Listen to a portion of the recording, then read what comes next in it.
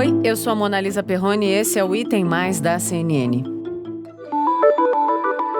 A Black Friday está chegando e a associação que representa o comércio online está muito otimista. A expectativa é de aumento das vendas online. Bom, as vendas devem crescer, mas a gente tem que tomar muito cuidado, né? No Rio de Janeiro, o Procon criou uma lista de sites suspeitos para evitar que os consumidores caiam em golpes durante a Black Friday. Tem muita loja que coloca que tá com desconto, você vai ver, não tem desconto nenhum, Pois é, né? então por isso que é importante saber os preços históricos, porque aí você consegue perceber. Tô sendo enganado? Porque aí se você souber quanto custa de verdade, você não vai ser enganado.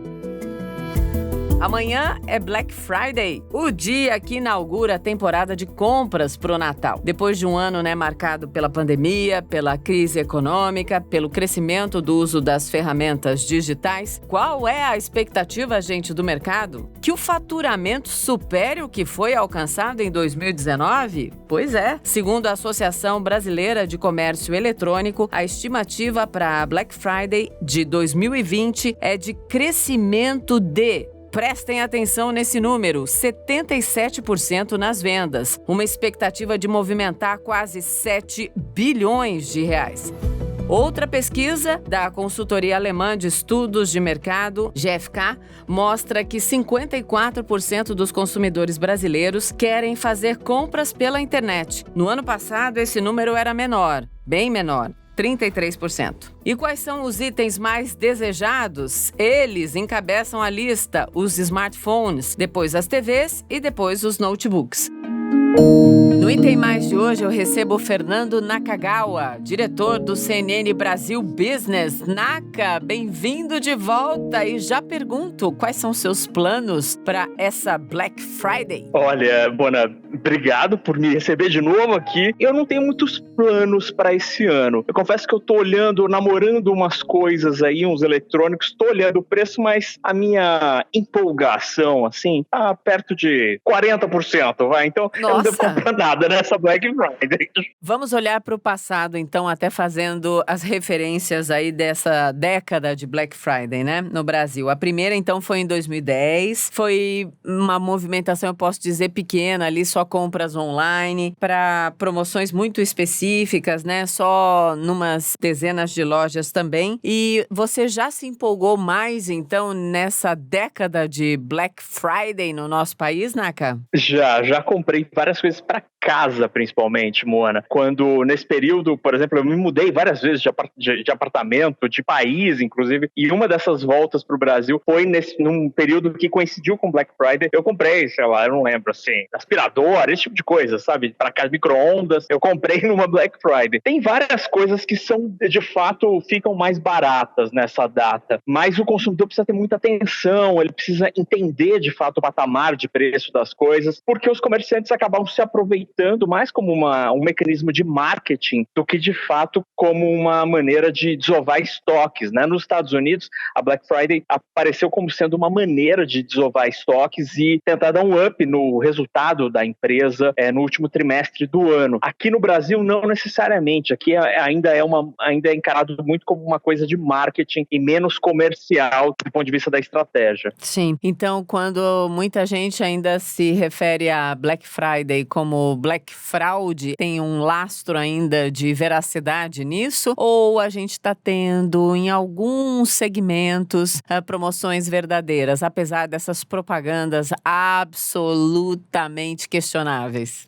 Eu acho que são dois fenômenos distintos. O primeiro de fato, há alguns itens no comércio eletrônico que são vendidos de fato com preços menores. Mas aí nessas mesmas lojas, você tem fenômenos, por exemplo, daquela história da metade do dobro. Sim. Quando o comerciante sobe o preço e reduz apenas na semana da Black Friday, na sexta-feira da Black Friday, para tentar vender aquilo lá, enganando o consumidor. Mas sim, há produtos que acabam sendo vendidos mais baratos. Agora, tem a Black Fraud mesmo, aí é um outro problema, é pior, é mais estrutural esse problema, que aí são criminosos que tentam se aproveitar dessa data para, por exemplo, criar sites falsos para roubar dados de cartão de crédito ou emitir boletos para produtos que jamais vão ser entregues. Então, são dois problemas diferentes. Um comercial de empresas que sobem preço antes e reduzem, mas que vendem no preço normal, e um problema mais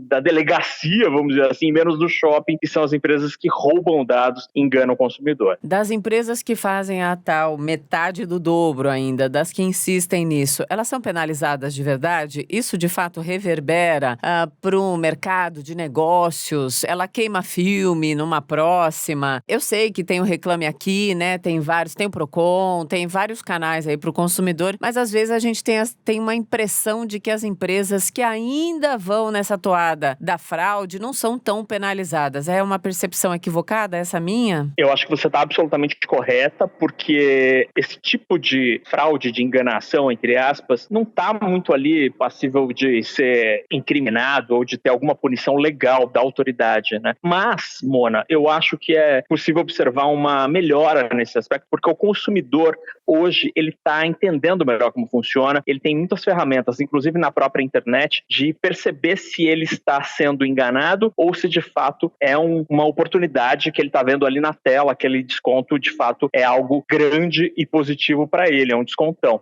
Então, as empresas que tentam enganar de alguma maneira o consumidor, a minha percepção é que elas acabam sendo penalizadas pelo próprio conhecimento do consumidor. Cada ano que passa, o consumidor está entendendo melhor como pode se proteger, por exemplo, dessas empresas que sobem o preço para reduzir, entre aspas, no dia da Black Friday. 2020 para o comércio foi bem complicado, né? Um segmento ou outro se deu bem por causa das vendas online, dos aplicativos, mas foi um ano muito atípico. Apesar de toda a excentricidade de 2020, quando a gente olha para a economia, para os resultados e para o comportamento dos consumidores, né? Tem uma expectativa muito positiva de faturamento recorde esse ano. É empolgação demais ou tem a ver com um novo comportamento de compras do brasileiro em geral? Eu acho que tem mais a ver com esse novo comportamento, porque as pessoas estão deixando, ou menos gente está indo para os shoppings. Essa vai ser a primeira Black Friday, a expectativa dos especialistas é que é a primeira Black Friday do Brasil com mais vendas na internet do que, por exemplo, em lojas físicas. O comércio tradicional sempre foi muito forte nas últimas edições da Black Friday e este ano tende a ser o contrário. O comércio eletrônico pode ser maior do que as lojas tradicionais por causa da pandemia, obviamente. O comércio, de maneira geral, Mona, está numa situação ainda bastante difícil. Você teve o comércio de alimentos, que foi beneficiado pelo pagamento do auxílio emergencial. Os brasileiros mais pobres conseguiram comer melhor e comer mais durante a pandemia por causa dessa ajuda do governo, mas, tirando isso, o restante do comércio teve um período muito ruim e muitas empresas, inclusive, fecharam as portas para nunca mais reabrir. Então, você tem dados positivos, você tem muita festa nessa sexta-feira de Black Friday, nesses dias que precedem a Black Friday, mas 2020 é um ano muito ruim para o comércio brasileiro. Ô, Naka, vamos fazer um comparativo com outras datas importantes, né? Datas que passaram já em 2020 de um jeito estranho. Me refiro ao Dia dos Namorados, Dia das Crianças, Dia das Mães, Dia dos Pais. Muita gente diz que a Black Friday ela é alargada para as compras de Natal. O que a gente pode esperar para o Natal, já pensando então nesse gancho também de todo o novo comportamento de compras virtuais, online? Vai ser interessante observar o finalzinho do ano, né, o mês de dezembro, porque os economistas acham, Mona Lisa, que enquanto o governo não decidiu o futuro do auxílio emergencial, se haverá ou não um novo programa para as famílias mais pobres, vai ser muito difícil que o comércio, principalmente de alimentos, tenha um final de ano mais forte, porque quem está recebendo o auxílio emergencial, a última parcela, no mês de dezembro, sem expectativa de nova ajuda do governo em janeiro, fevereiro de 2021, vai segurar o dinheiro e não vai gastar tudo. Então, o fim do ano vai acabar ficando muito dependente desta decisão de Brasília sobre o futuro do auxílio emergencial, isso falando no comércio dos itens mais básicos, né, principalmente em alimentação. O restante dos brasileiros, a classe média, está tendo um comportamento mais conservador, estão gastando menos, apesar que a pandemia tem feito consumir algumas coisas novas ou gastar um pouco mais de dinheiro com alguns itens específicos. Então as pessoas estão reformando mais as casas, estão comprando mais eletrônicos, porque muita gente está trabalhando em casa, mas mesmo assim, se você colocar na ponta do lápis tudo que está sendo gasto no comércio, 2020 vai ser menor do que foi 2019. E Naka, nesse ano teve um questionamento muito grande sobre a tal confiança para girar a roda da economia, né? Eu sei que fim de ano é um momento de esperança, de retomada de comportamentos, é meio natural do ser humano, embora a gente tenha um ano absolutamente atípico em relação a todos os comportamentos, sentimentos e pensamentos. Como é que isso pode impactar a economia nesse finalzinho aí, nesses 2 meses, que sim são os meses preciosos, em geral, pensando no sentimento, na tal confiança? Sim, acho que a confiança do consumidor vai estar muito dependente da evolução das vacinas.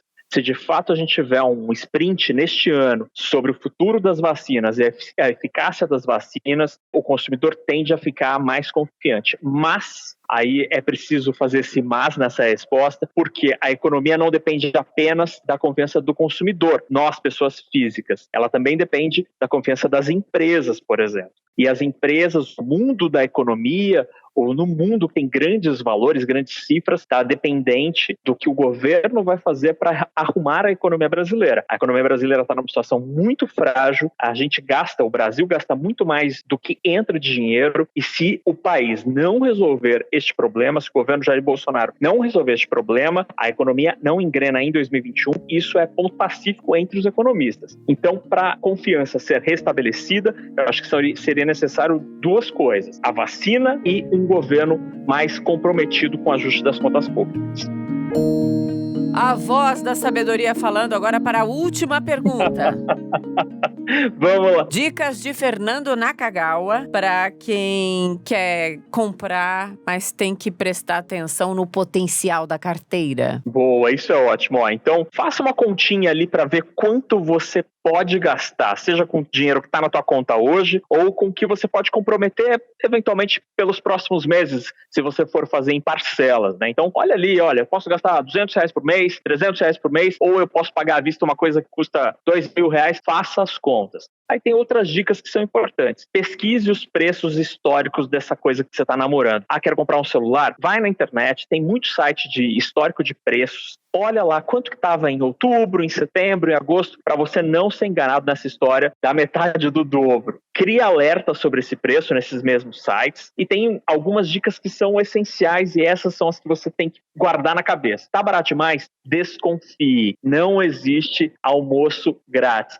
Não conhece a loja oferece muito desconto no boleto, não pague no boleto em loja que você não conhece, porque o dinheiro você não consegue ter de volta. E se ficou em dúvida, mesmo assim, o site sempre tem um telefone. Então, tenta ligar, tenta entrar em contato e procure as lojas que são conhecidas, que você conhece, porque tem muita gente que tenta fazer trambique na Black Friday e cuidado para não cair nessa. Isso aí. Dica dada, cenário analisado. Mas, Mona, o que você vai comprar na Black Friday? Você falou 40%, né? Eu sou zero adepta a propagandas muito chamativas. Sabe aquelas pessoas que desconfiam de tudo e que têm aversão ao risco e que adoram guardar dinheiro? Sou eu! Eu não gasto! Muito bem, Mona. Sou uma pessoa completamente diferente em relação ao comportamento de compras. Eu tô sempre pensando no que pode chegar que eu não me planejei, então eu vivo me planejando. Olha que coisa louca. Que maravilha. Olha,